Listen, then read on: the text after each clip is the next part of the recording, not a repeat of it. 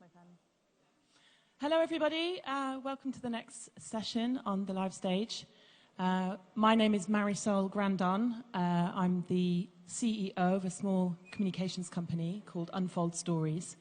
I have a passion for virtual reality, and so I'm extremely excited to get the opportunity to moderate this panel today, which is all about virtual reality and how we can ensure no one is left behind using this new technology. So welcome, and welcome to the audience online as well. And so I shall kind of perch over here. Yeah, this is good. Great arrangement. So we have such a huge topic to discuss here, and 30 minutes, which is a major challenge. So I shall quickly introduce you guys. Would you like to just actually tell me who you are and where you work? Okay. My name is Wilfried Runde. I lead a team that's called Innovation Projects at Deutsche Welle here, right here next door. You see the Deutsche Welle logo if you go outside there, which is Germany's international public broadcaster, 30 languages, programs and information with a news focus. Great. Hi. My name is Friedrich Kurz. I work for the innovation department at Deutsche Telekom, and I'm based in Berlin, so not here in Bonn. Super. Kristin Gutekunst. I'm the executive producer at VR, new media, immersive content at the SDG Action Campaign in New York. Okay, it's great to have you all here. Now, I know you're all doing world-class innovation in virtual reality. I'd like to start with you, Kristin, because the work of the United Nations in virtual reality is second to none. It's had so much impact around the world. I wonder if you could tell us about where the program is up to and a little bit about what you're going to do in the future. Yeah, we started in January 2014, really looking at new ways to convey the stories of some of the most vulnerable people in the world and bring them to some of the most powerful people at the world so that we could put them in the shoes of some of the people they were making decisions about. Over time, we've really started to evolve and think about how do we use virtual reality and expand the program so that it's inclusive and available to the general public. How can we use it for fundraising? How can we use it to educate young people?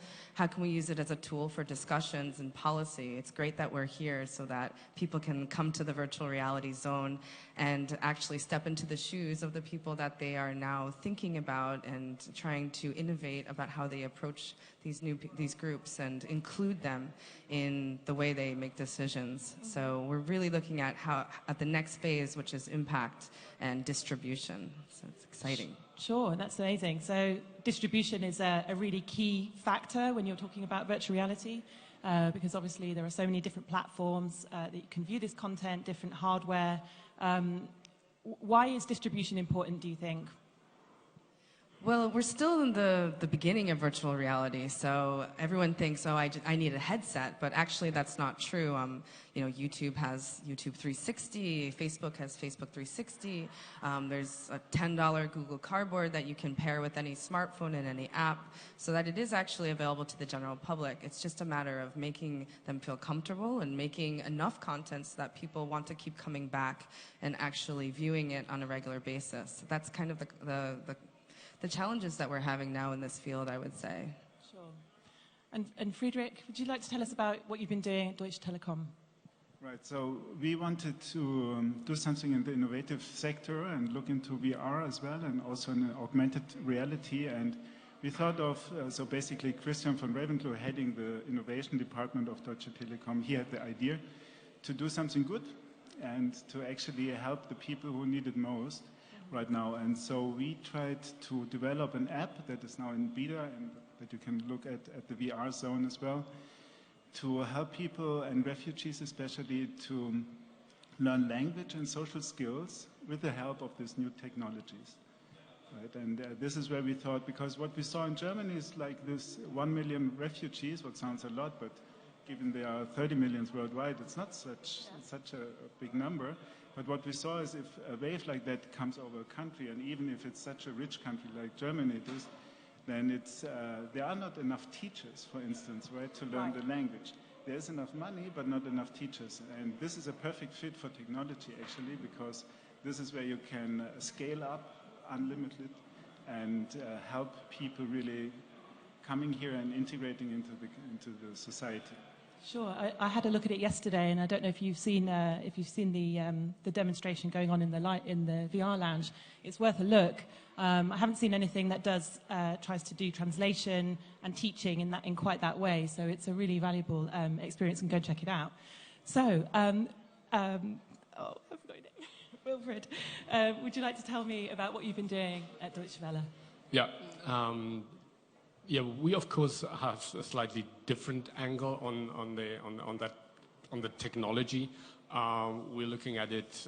Will there be an added value in virtual reality for a news consumer? Is there something that we can tell with virtual reality that we can't without? And yeah, one of the fascinating things of virtual reality is that you can create things that don't exist. So our first virtual reality project was indeed to finish the airport in Berlin. So we actually rebuilt one of the main halls and built an experience so where you could actually land with a plane, then go through the gangway, and then be in the main hall, pick up your luggage. So, but why did we do it? So we just, I mean, this is a major topic in Germany, maybe already throughout the world, because the Germans have lost their reputations for finishing, for straight and deadlines and work. So because we're waiting for this to open like 4 years, 5 years, I don't know, lost track. So, why is that? And that was a question we posed to the virtual reality environment. We gave information for users where the technical problems are. So giving them a very, very new idea, and that was the feedback that we got. We only published it as a 360 video, but had some beta tests and stuff. So we gave them a sense of space and magnitude. So saying, okay, we have problems here with some whatever pipes, with the heating, whatever. That sounds pretty trivial. But if you see it and you see that these pipes have a 10-meter magnitude and that in the context of the building, that is something new. So we're looking into how can we apply virtual reality to news environment? How can we make our news storytelling better? And so after this very, very early beta project, which was it was between 2014 and 15. We finished in 2015. We're now looking to make the technology more applicable to the newsrooms, which is, I think, still a way to go. Our first step is that we create now in a Google DNI co-funded project. We try to build a very, very simple content management system where you can create a very, very simple story and include, for example, 360 videos or little bits of virtual, of VR graphics. So that's our next step. Oh, it just started. 1st of February it started. We're very curious about the outcome. We will see better stuff coming during this year. Yeah, right. That sounds amazing. It's such a new technology, and I know there's been a big body of work by the UN. Why, Kristin, do you think it's important for the audience here to open their minds to ideas and new mediums like this? Why should we? It's great that the festival is looking at it and lots of other interesting ideas, but why should the audience be interested in VR for impact? Well, I think especially for decision makers, a lot of times they go on these field trips and it's planned from start to finish, and they meet this person at this time, this person at this time, and it's not very natural. So being able to go into a world where you're really alone and sort of protected in a way, even though a lot of people usually are worried about what they look like in the headset or whatever, allows them to have a different experience, which really looking at a place that's not full of people staring at them, for example, but that they can actually interact with in a safe space. A lot of times they go on so many trips, it's hard to remember all those things, but being in that world, people immediately feel like they were there if they've been there before. We've actually used it with refugee communities who hadn't been back to their homes in a long time, and immediately they said, oh my gosh, this was exactly what it felt like to be there. We've used it with young people who had just heard of Syria on the news and weren't interested enough to look at the bad news, so they never investigated it, and then came out and said, I actually know why I should care about this again. These are real people. I feel a really strong connection to them. They don't look like how I thought they were going to look like. So for us here, to have that reminder is always good, to be able to go back in time if you've been there, or to be able to say, wow, I actually wasn't an expert on that subject, and now I can feel a little closer to it. It's always good to be reminded of that. Yeah, absolutely. And there's a lot been said about the power of empathy with this, with technology, and how looking at placing yourself in someone's shoes can actually really change your attitudes and behaviors. I'm interested in the education side of this, and it's fantastic Deutsche Telekom is looking at such a positive application of virtual reality for teaching the German language. What else do you think it can do for education, for people who are interested in education here? Well, actually, what I would like to highlight is it's not only that you learn the language, but it's also about social skills. Right. Because what we saw, especially in Germany as well, is integration is a hard thing to do for both the refugees and the guest society or host society. So I think it's good if people find a way how they have a safe environment where they can actually try how to interact with other people, right? And I think this is something. A beautiful side of VR is that you have this safe environments, safe spaces where you can try out stuff. Yeah. And talking about education at large, I think it's amazing what you can do in means of showing people or kids like how is the undersea looking like, right? It's right. I saw my daughter doing this, and she was like, she wasn't anymore here, right? She was really down there. Yeah. Together with the huge fishes and stuff. Yeah. So it's really amazing what it opens at in sorts of education means. Yeah. I think children are so excited about being able to visit places they would never normally go through tools like expeditions and other apps. And now coming back to the question of engineering, and obviously virtual reality has so many different applications. It's almost too difficult to list them all in a 30-minute session, but why did you want to use virtual reality for your project in engineering? Of course, like any new technology, this is kind of my role at Deutsche Welle, looking at technologies that might or might not be useful for our news production. So our product is journalism and always will be. So we have to look at either can we produce that better or in a different means, or can we distribute it better? Yeah. And here we have kind of both. So there are various options how to produce it and choose the headset for what you want to produce, or choose 360 rather than CGI based virtual realities. So we were kind of exploring all these production methods, and then when it comes to distribution, it's the same. Some of our fellow broadcasters or media houses now do already have a dedicated VR app for mobile. We're not yet there. Right. We haven't taken that decision yet, because we did some early experiments. We've seen the fascinating prospects, but we've also seen the shortcomings of, especially when it comes to user experience. Yeah, if you are then again in a guided environment where everything is explained to you, fine. But as long as we expect our users to get along with goggles, with cardboards and stuff, I think as long as we don't see it, but we will see soon, hopefully, improvements here. I think for an adoption for a mass medium will take some time. Mm-hmm. Yes, there will be various kinds of stories that already exist in virtual reality, and you can very easily see all the benefits and the fascinating stuff that you can do. But for a true and fully operational adoption in a newsroom, I foresee some years to come. So that's an engineering problem as well. Yeah, it is. And I was speaking on a panel recently with a lot of journalists who are using this. technology, and we were talking about the power of live 360 and what that could do for, you know, the questions for journalism there, for perhaps broadcast journalism, placing your viewer in the scene where the journalist is actually reporting. And so it's changing so quickly. We have new cameras all the time. We have rendered environments. We have new platforms. I just want to finish with a couple of specific questions. One is there a piece that you think that the audience should not miss? Okay, because there's a lot of, you know, there are some projects out there which you don't want to spend the time looking at, but tell us what you think is something of quality, perhaps in the world of journalism. Should we start with you?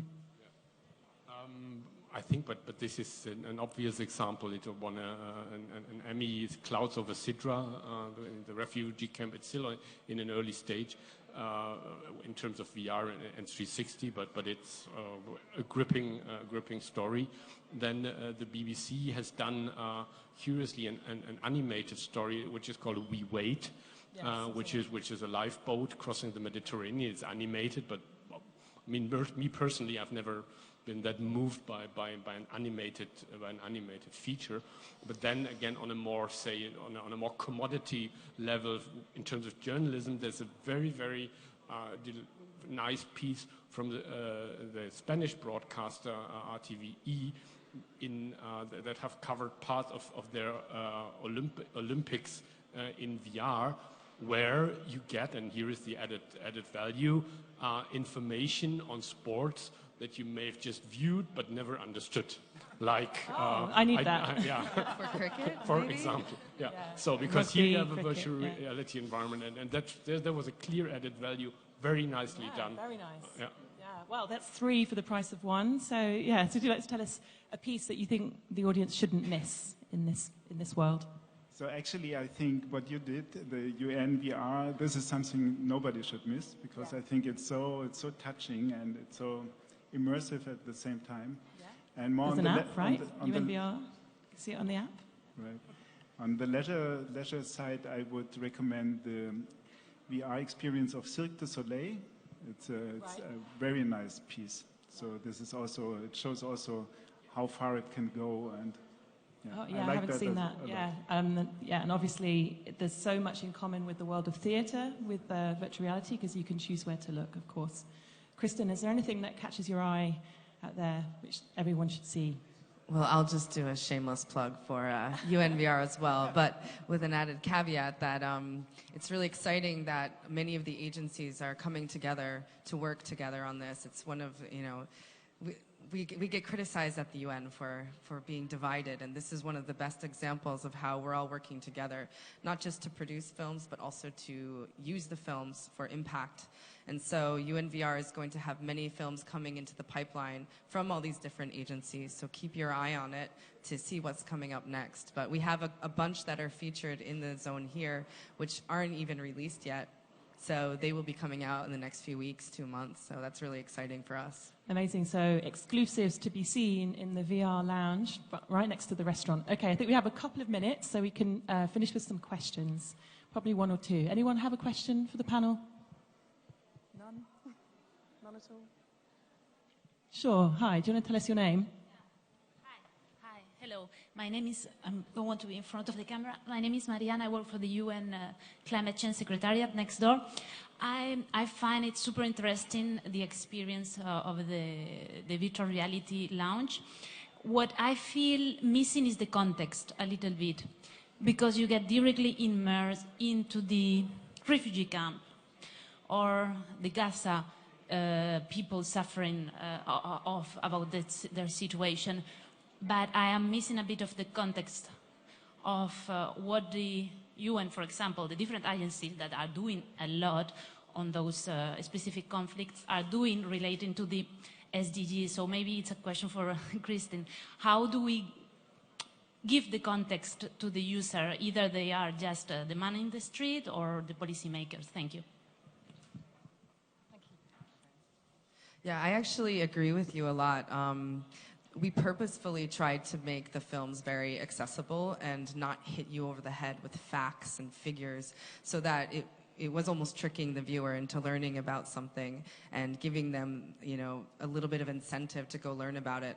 But we are working on trying to incorporate impact into it so that, in the actual distribution, it includes ways that you can get involved, whether it's to contribute funds or to learn more about it.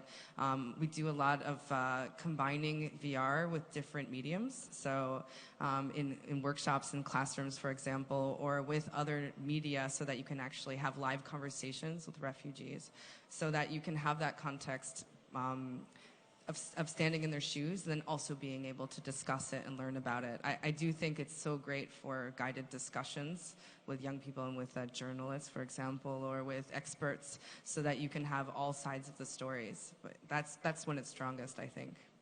Sure. Does anyone else want to come in on action after watching an experience or taking part in something?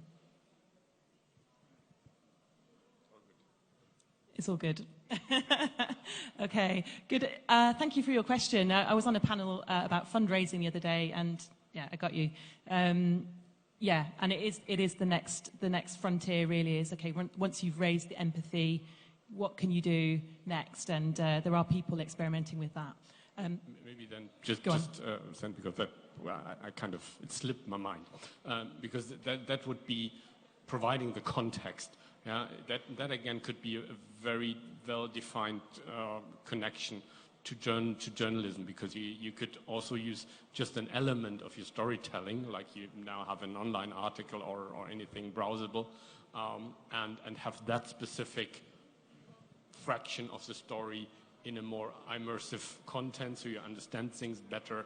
That's the big opportunity. In that direction, we're also trying to develop this content management system. So part of it will be your standard journalistic text, graphic and stuff, but then maybe you have the opportunity to dive deep into a certain environment to get a bit more of empathy than maybe written words or even a video could bring. Yeah, if I can add on to that. We have one more question. It has to be quick. Sure. Go ahead. Oh, just to say that one of the greatest impacts of Clouds of Procedure was the fact that it was just before the kind of explosion of the migrant and refugee crisis in Europe. And it gave us access to a really different crowd in the general public because of the technology meeting the diplomacy and the entertainment value of really treating it as a film, working with a Hollywood studio. So we were able to triangulate those three different groups, and it really exploded because of that in the media, and the media was so kind to us and covering it so much. So that's definitely a good point. Yeah, that's great. Did you want to ask a question real quick? Thank you. Good conversations. I'm interested about where we are now versus what the market and the opportunity looks like in the future. So for users who are kind of a percentage, I know these things are very difficult to predict, but what are your aspirations, as people, you can see what data, people are pulling content, where's this going to go, how big could it be? That's a really big question for 0 minutes left, but I'll let you try and answer real quick. Yeah. One of the reasons I'm so glad that Friedrich and Deutsche Telekom is here with us in the VR zone is because it is a new way of using VR, combining it with speech recognition technology to be able to, bring in different types of technology and have a new type of impact. I'm so excited to see how your project does in the next few years, and how I'm sure it's going to have so much impact on the world. So glad you're here with us. Thanks very much. Anything to add, gentlemen? I see there are certain sectors that are quicker with the adoption than maybe, for example, journalism and news.